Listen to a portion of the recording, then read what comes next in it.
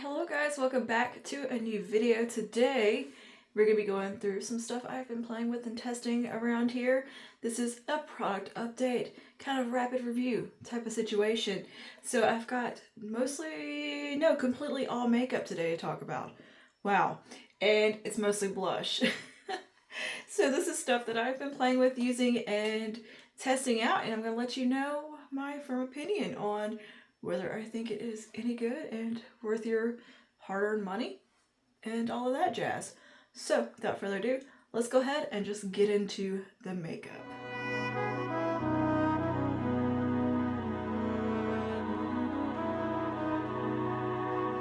Okay, so let's get started here. I'm going to start with complexion products because I have one thing that I want to cover, and that is from Monika Blunder. This is one of the best foundation skin coverage types of products that I have used in a long time. This is one of those really unique products that is just innovative and cool and different. I don't have anything in my collection quite like this. This is the Monika Blunder Cover. This is a cream foundation, kind of a cream, I guess you could say a balm type thing. I would just call it like a true cream foundation. Very unique product. It's one of those, it kind of melts into your skin. It looks stunning on the skin. It wears beautifully. For me, it has done perfectly. And I've had zero complaints about it. I find it to be incredibly easy to use. It's become kind of my travel foundation go-to because it's so easy to apply. Yeah, you just take a brush and just brush it on. I just take a brush and swipe it on and it's good to go. It's a very, very user-friendly product, and the versatility is insane. It goes from being a light coverage, easy, effortless product to where you can get it to be full coverage. You can use it as concealer under the eyes, and I found it not to crease on me. I can use it to cover up any little pimples, whatever I got going on, it hides them, and I can still have the light coverage everywhere else, and everything's kind of very seamless and flows together. Really wonderful, unique product here. I have it in the shade 2.25 Zui, and it is a lovely shade match for me. It just works. It's such a nice product, and it has a really unique texture to it where you think, oh, this is going to be greasy. I don't know about this texture. And then you go to apply it, and it just melts into the skin and somehow kind of sets itself down a little bit and wears like an absolute dream. I'm really into it. I really love it. Now, I've been taking this on little overnight trips with me because I know it's a glass container, but I'm not taking it on a plane or anything like that. But I find it to be very slim and easy to pack and not take up a ton of space, and to be so versatile and so easy to use and just work so well on the skin. It's become that go-to travel foundation I know is not going to disappoint me. I know it's going to wear well all day and just work. And yeah, I love it. I love it so much. And a little bit can go such a long way, and with the versatility of it, I think the price point, I know it's a little bit up there, totally justified with this one to me. This is one of those high-end products that is completely and totally 100% worth that price. This is lovely. I'm obsessed with it. It's one of my favorite coverage products. Next up, let's go ahead and let's talk about this lip oil too, also from Monika Blunder.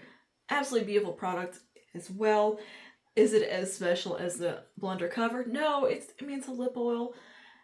There's a million lip oils on the market, and you can get one from a million different brands. But it's a very nice lip oil. I have it in this really pretty kind of soft nude shade. It is super comfortable, super hydrating. It's not sticky. It hangs around the lips a long time. It's a really good, solid product. And if I was going to recommend a lip oil from a higher end brand, it would be this one, because I think it's just a really well-rounded, nice formulation. I'm a big fan of Monika Blunder. I think her products are beautiful.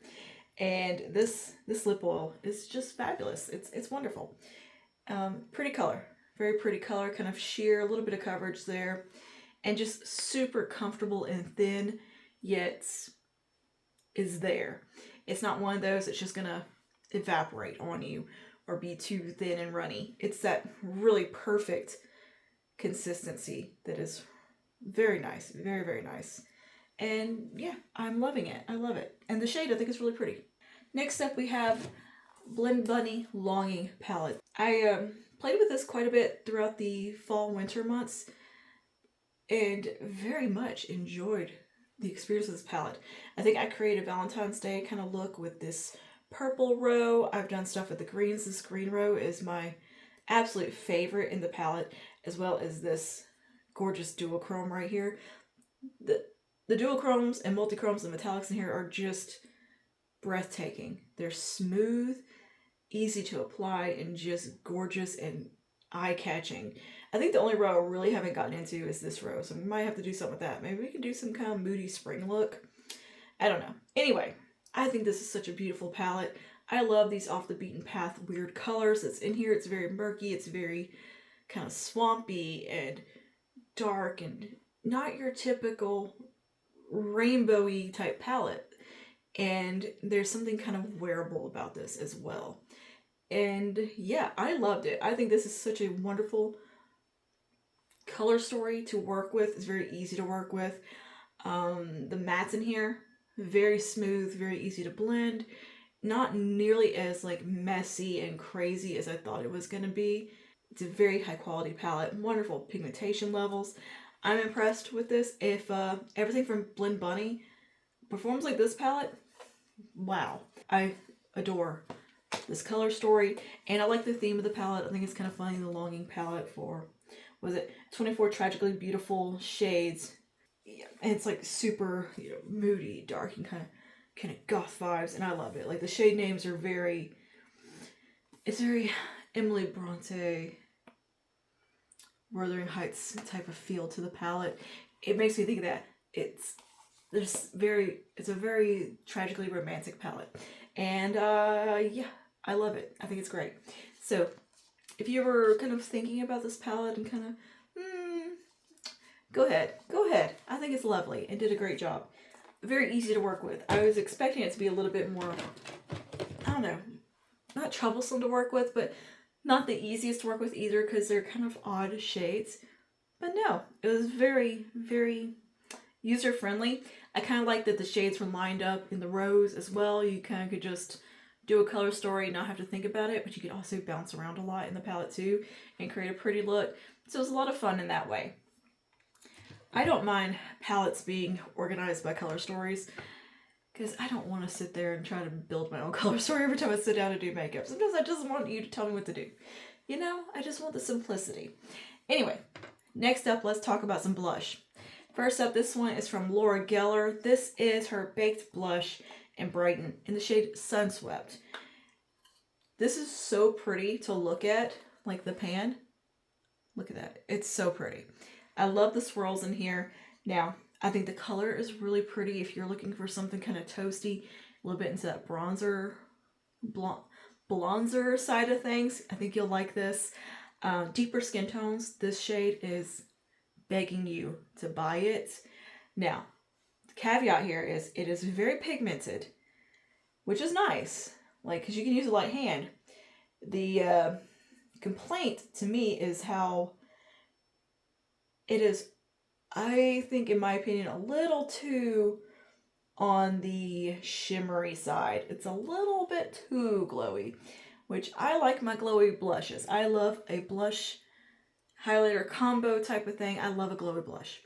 This is like, she's pushing it on the glow level that it might start to emphasize fine lines, texture, wrinkles, and all the things.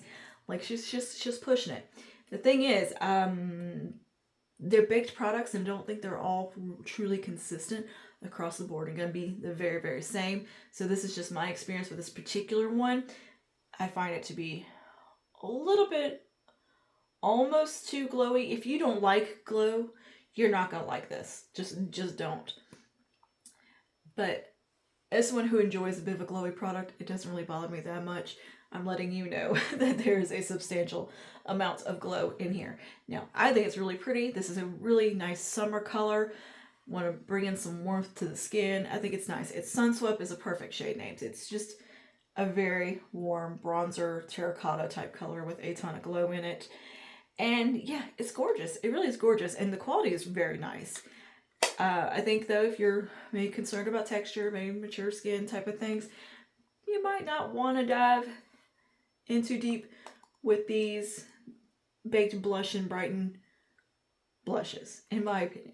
But like I said, they could be all different across the board. I don't really know, because I know sometimes the baked products, the swirls are different and this and that. They're not always the same.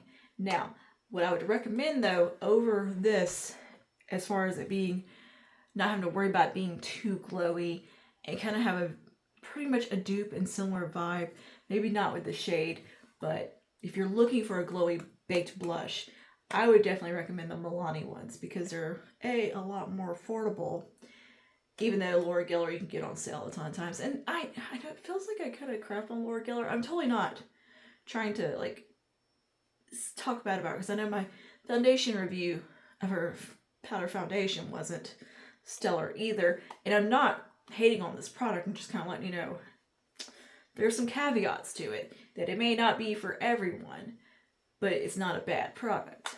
Her eye pencils, 10 out of 10. Phenomenal products. Her eyeliners, I love them. And you can always get her stuff on sale. Never pay full price because she runs sales like crazy. And I think she's on like Amazon, Ulta, and you can always get a deal on her stuff. Anyway, if you're looking for a baked blush in kind of a similar vein though, that maybe you might be concerned about this being a little too glowy, I would just say go with Milani's. But that being said, I think these are pretty. And they do come in some beautiful shades. Like I look at them online and I see some that I'm like, ooh, I love that color. And some of them look like they're not as glowy as others. You let me know your experience with these. Now, she's pretty. I like her. I'm going to continue to use her. I'm just going to let you know. Use your own discernment with that. And maybe if you can see these in store somewhere, give them a swatch. But that being said, I think it's beautiful. It's a beautiful blush. She's quite radiant. Now, for something that's a little bit more refined, but still radiant and glowy, and in a liquid form, we have these from Milani. I got the whole collection of these, and I have gifted some of them and given them away, but I did keep a little selection here because I love these so much. These are fabulous. If you're looking for a glowy liquid blush highlighter kind of hybrid thing, very Charlotte Tilbury type of vibes, like these have a nice amount of pigmentation to them, but it's not over the top overwhelming pigmentation, and they have a lot of glow in them, but not too much glow. It's a very refined glow. It's not metallic. Some of these types of products I've come across are like bordering on that, okay, you're kind of just too metallic type of glow. This is a much more refined product. It's a illuminating product. It's very pretty. Very, very pretty. The shades are gorgeous. The shades all, I believe, correspond with their baked blushes, which is really cool.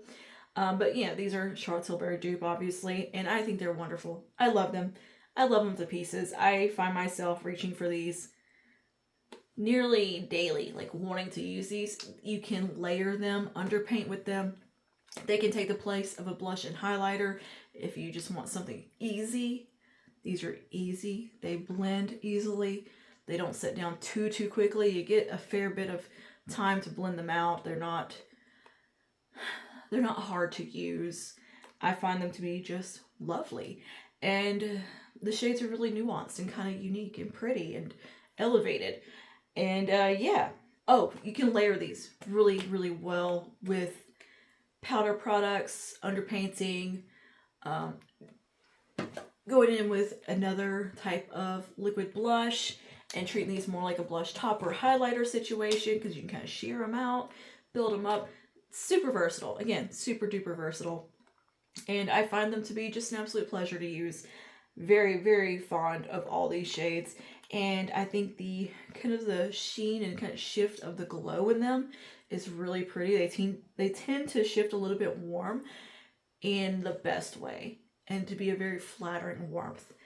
And I think these are wonderful. Absolutely wonderful. A 10 out of 10 product. If you're looking for one that's not in the super duper glowy family, there's these from Milani. These are some of the easiest, most user-friendly liquid blushes I've come across as far as the formulation goes. They're very easy to apply. The pigmentation isn't insane. It gives you some grace, and they're also very buildable. I have, again, the majority of the collection here. Now, the one thing I will say about these is the shade is not 100% accurate to what is on the outside. They tend to all pull a bit warmer than what it looks like. Maybe a little more than a bit. Some of them are quite a bit warmer than what they appear. I really like Nude Flush. Nude Flush looks a bit like a liquid bronzer on me. Like, it definitely pulls bronzer tones, but it's very pretty at the same time. I love it for underpainting. It's quite pretty. And then what was the other one that I really want to talk about? Cheeky Coral. It looks more like a honeydew melon color. It's not coral, and it's not coral by any stretch of the imagination. Now, maybe I got a dud, I don't know. I'm not complaining, I'm just letting you know it is not that color, because the color it is really cool and really fun. Let me just do a little switchy swatch here so you can see what we're working with. Like, it's much more of a kind of, I would call it like honeydew melon color or something. It reminds me of a Ritual de Fille blush, kind of yellow blush. Like, it's unique and cool. So if you're looking for something that looks like that, because I know a lot of people like more of an off the beaten path kind of cool alternative blush, this is where it's at if you're looking for that. So very cool there. And if you like something that leans a bit more like more of a bronzer look, Nude Flush is really pretty if you're looking for something like that. It does look a bit more so like what is on the tube. But the pink shades, they tend to run a little bit warmer than what is depicted here. But to me, it's kind of pretty because I'm not a big fan of very cool tone blushes. So I find the shades to be really pretty. My favorite one might be Wine Glow. It is truly like a warm, ruddy, reddish wine color. It's really cool. And Berry Smooch, I think, is the coolest leaning one. And it's a true kind of berry color. Very, very pretty if you're looking for a berry blush. And Rose Romance is a really, really nice, kind of easy, in-between rosy shade. And then Pink Flirt is a gorgeous, warm pink. Very pretty. These are very rejuvenating looking blushes. Like, they make the skin look alive. There's something about the formulation of these. It's not dewy, it's not glowy, but it gives this kind of light to the face and brightness and just effervescence to the skin. And I think it's really pretty, and they're very youthful looking. So I think these are great. And again, very layerable products. You can underpaint with them. You can put them over your powder foundations and powder products, and it does great. Under powder products, layer them up with the baked blushes, the cream blushes, whatever. They are super duper versatile. You can also like squirt out a couple of colors and like mix and make your own custom blush shade. Mix them with these, like, very fun products, and you can do a lot with them. And yeah, I love them. So big fan there. Speaking of Laura Geller, before we move on here, Laura Geller crayons. Yes, the crayon pencils are great too. I forgot they were on my list to mention early on when we were talking about Laura Geller. But yeah, the crayons are a 10 out of 10.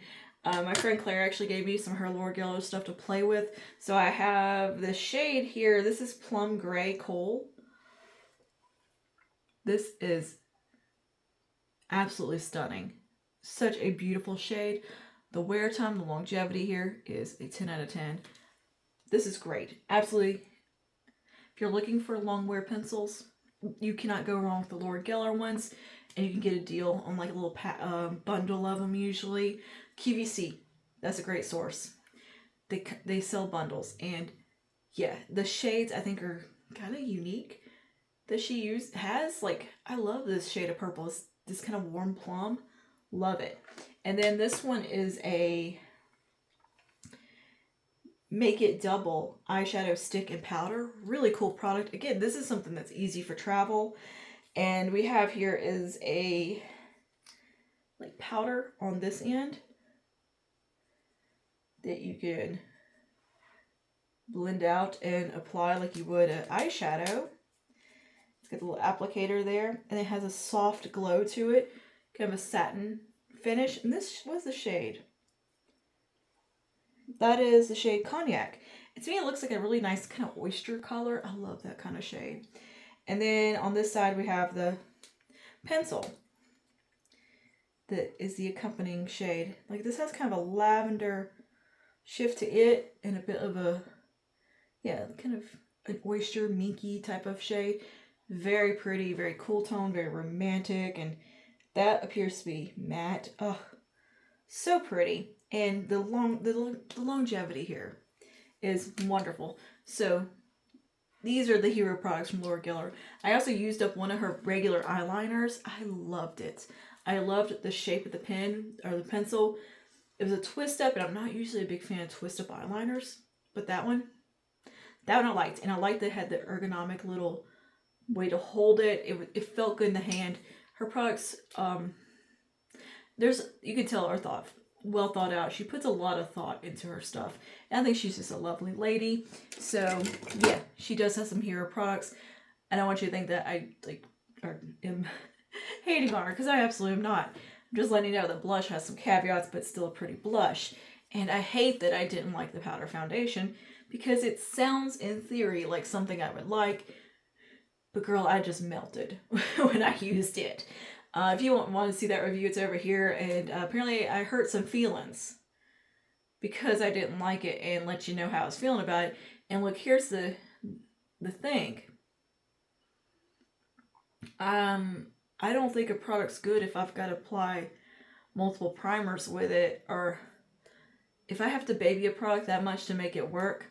It's not a good product for me. I don't want to have to go through using primer steps, powder steps, setting sprays, and all this stuff to make it wear halfway decent on me. To me, the marker of a good foundation is I can throw it on with no primer, just over my skincare, and maybe my normal setting powder, and that's it. I don't want to have to do anything extra to make something work, because that's points off right off the bat. And a lot of people are really recommending, well, you need a primer with this, and oh, you're just too oily for this or that or whatever. They hurt some feelings, I think. And look, if I gotta do all that for a foundation, it's not a good foundation. That's just the way it is. But at the same time, thanks for the feedback. I mean, I value that as well. But